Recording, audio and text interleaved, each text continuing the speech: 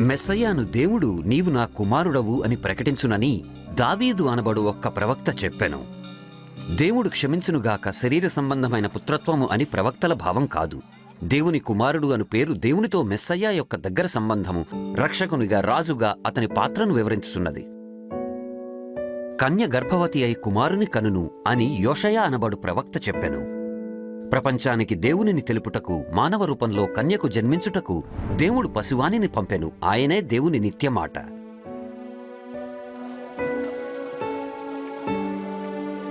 మెస్సయ్యా బెత్లెహేములో జన్మించును అని కూడా ప్రవక్త వ్రాసిరి.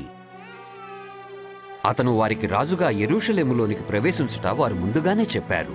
మరియు 30 వెండి నాణేల కొరకు తన స్నేహితుల్లో ఒక్కడగు యూదా తనను మోసం చేయుట కూడా తెలిపారు. మెస్సయ్యా తన ప్రాణమును బలి ఇచ్చునని, కాని దేవుడు తిరిగి అతనిని 3వ దినమున మృతులలో నుండి లేపునని ప్రవక్తలు చెప్పిరి.